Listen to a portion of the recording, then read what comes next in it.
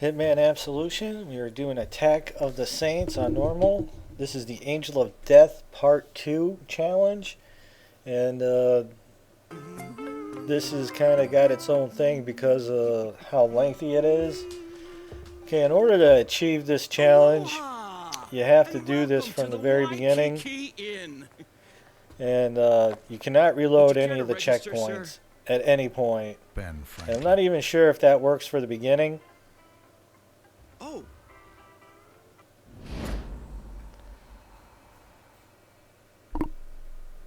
Okay, so I've screwed up a few times, and I would actually go back into the main menu and actually just restart from the cinematic, because just to be on the safe side. Done this like too many times to do this, and sure, now some of the information on the internet is probably letting you know that you can't reload these checkpoints, because I actually had to search some of the forums and find out what the hell was going on. I got the guidebook, which is totally useless to you, and I think the real trick to this challenge is that you don't reload the checkpoints. I don't really know if any of the disguises matter, because I do wear the scarecrow at the end. You'll see that on the third video where I actually use the scarecrow disguise. And I also use the silver ballers and the throwing knife, or a knife that I throw for a weapon, quite a bit in the last challenge. But for this one, it's very much sort of like the suit only challenge. Just need to take these guys out stealthily, and I'm not cutting out any footage to lengthen it up. This is a little bit under 15-minute video. The next one is that, so they're all kind of lengthy, but I have to show you everything. This is the way I did it. Again, the trick is not to be spotted, and I don't really think it matters whether you use the silver ballers or a throwing weapon, as long as you don't get spotted.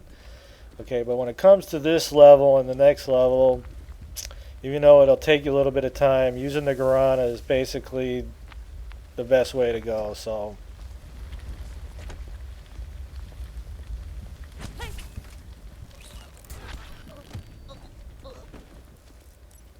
and we're going to start it off. Basically, we get these first three guys out.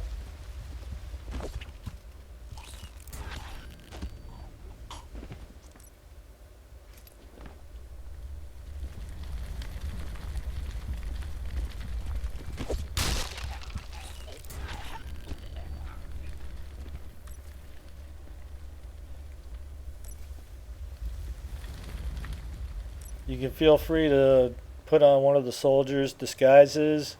For these first two levels, it's not really an issue.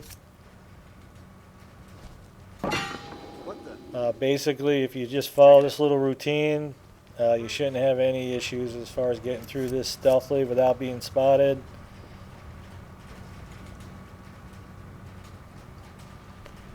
It's just not a fast thing, so figure 15 minutes for this one, about 10 to 12 minutes on the second map, and about 20 for that. So you're going to get 40 minutes or so involved in this, and again, there's no room for error. So let's say you get into the cornfield and you get spotted. You have to go back into the main menu, reload the beginning level, get through the cinematic, and do all this over again. Now, if all this seems like much to you and you don't want to do it, there's just one gamer that's not going to blame you, because it is ridiculous. So not only did I spend 40 minutes or so to finally get the challenge, but I spent hours messing around because I just didn't have the right information. I'm like, the guidebook doesn't tell you that you can't reload the checkpoints, and none of the stuff online that I saw tells you that you couldn't reload the checkpoints, although you might find some stuff now. But at the time I did this, nobody was saying, hey, make sure you don't reload the checkpoints. That's some good information to know. Hello? Hello?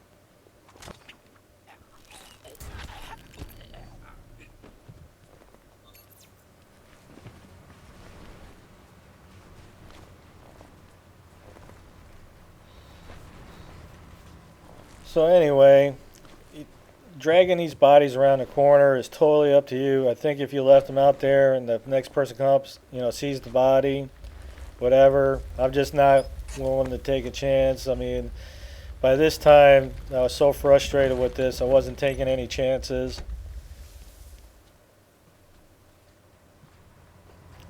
After when you're investing over 30 to 40 minutes, it's like, what's a few more minutes over the scheme of things? So, I'm hearing ghosts or someone's messing with whatever. us. Go check it out. Yes, sir, will do. Definitely is, it's frustrating because us gamers, we get the short end of the stick. I mean, $70 for a game, which is fine. That's why we buy the video games. But when you spend $20 on a guidebook, Anyone the there? damn information in there better be correct. I mean, the thing is, though, you don't get the opportunity to read through a book to say, all right, well, I guess the information in here is right or not right. So you buy the book, and then you're looking through the game. You're going through the game, you look through the book, and the maps that they show you in the guidebook, they don't tell you where the lost and found. They just says that the items are in certain areas. They don't tell you if it's a bottle. They don't tell you if it's a weapon, and it just says they're in certain areas. And there was spots where they didn't show you where a weapon was, and there actually is, and that shit, it pisses me off because I buy the guidebook because I want to know where the stuff is, and I don't want it just to say there's an item there. I mean, I want to know where the lead pipe is or the metal pipe is. I want to know where the glass bottles are. I mean, that's why I buy a guidebook, and then after you spend the money on a guidebook and it doesn't help you with that information, what's it do? It pisses you off. You're like, and under the options, 0. You already bought the book. You can't return it. Is anyone there? Write a letter if you want to waste your time, right? But that's just BS, just like this challenge. I mean, if you're not supposed to reload the checkpoints, then they should have damn well put that information in there. But it doesn't say nothing about it. Okay, and make matters worse when let's say, I think it's going to be like the 4th video when I do the Angel of Death Part 3. This is 100% what the guidebook says. It says to kill all the saints with the fiber wire. Okay? I don't kill one saint with the fiber wire, and I shoot them all with the silver baller, and it's in this level. All I do is I shoot these 2, I reload the checkpoint, shoot these 2, reload the checkpoint. I do that repeatedly 7 times till I get the challenge done. It's like, where did they get their information for the guidebook? See, I got time to vent about this while I'm going through this level stealthily and taking everybody out, but I've gotten comments on my videos that people are like, well, your information is a lot better, and I spent the money on the guidebook, and it, it sucks. And it's like, yeah, I remember, because trying to think, was it the Run for Your Life level, where you're try to choke out Sanchez and Dexter try to pin you for the murder, and you only got a throwing knife to get out of the hotel. Well, I remember doing that level, and when I got done, I had everything but the wrench. And I was like, where could that wrench possibly be? And I went through the library, I went through the Shangri-La, I went through all of it, and I could not find the wrench. And in the guidebook, it just says that the roof, there's nothing there. So I had to backtrack through all my videos to see exactly how that happened, and I eventually found it on the roof. In the guidebook, there's no weapon or item shown on the roof. Does that piss you off? Hell yeah. I'm like, the damn book is supposed to tell you where the items were. So, yeah, do you feel good that you spent $20 on a book and then you're running around the level hour or whatever trying to find your one item that you can't find, and the guidebook doesn't tell you where it's at? There's absolutely nothing on the guidebook on the map. The map is zero. There's nothing on the map. You're like, son of a bitch. Okay, previous to this video, I did the pseudo-only challenge, and we went through and got all the lost and found items. It shows you where all that were, the evidence. Well, I'm doing this challenge. I'm not really giving a shit about any of that. Just trying to get through this area stealthily. Now, what you're seeing me do here is the guy that's kind of in the circle area. I'm trying to time this just right, because if you don't do this correctly, this could screw you up. As you can see right now, he's starting to walk back to these other two guys, and what we need for this to happen is we need for him to walk back, so when these guys finish their conversation, he's getting ready to walk back up there. Now you need to time this correctly, so this is a good spot to hang back. You saw me, I was on the other side of the fence, I was watching this guy's arrow, and as soon as he started walking back this way, because once you get to this area, these guys start to talk, and now they're leaving, okay, which is good. Now this guy, you can see him step. Now you know he's getting ready to make a move, because you don't have a lot of time to walk up to him, because he's going to turn back around. So you need to get up on him as soon as you can. So pay attention to what he's doing. Like, if you walk out to that area and those two guys take off and he hasn't walked back to that corner yet, that could totally screw you up. So that's a very good fact to know right there. So pay attention to your arrows.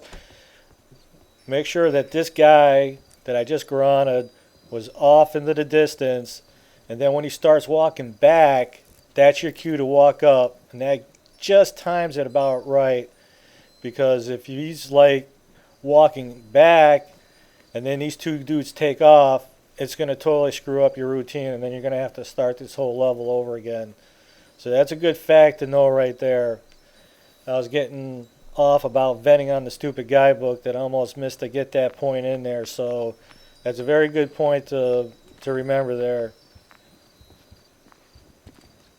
Okay, the other option is to shoot him with your silver ball with a pinpoint thing, but like I said, with this challenge, it wasn't. Now with this guy too, you want to make sure you get him quickly. If he gets too far around onto the sand, the other guy's going to spot you. So these like last 3 kills are very important in the routine. Okay, now the last guy is just a matter of waiting for him to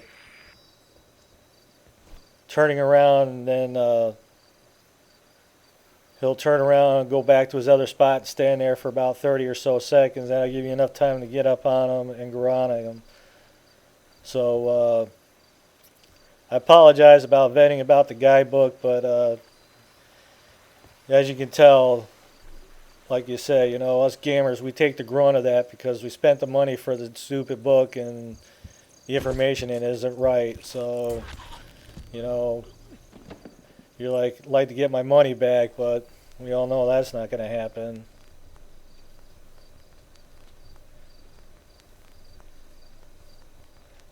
I think what really makes me mad is that the game developers, that they didn't go back and check this stuff. You know, it's like, well, half the information you got in this book is wrong. You know, why are we paying you to make this book?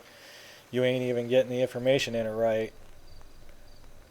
Anyway, obviously they must not be paying for it, because maybe they would take the time, but nevertheless, that's going to wrap this level up. Got through it, didn't get spotted, everybody's dead. We didn't reload the checkpoint, so it's time to get into the reception area now. We'll see you on that next video.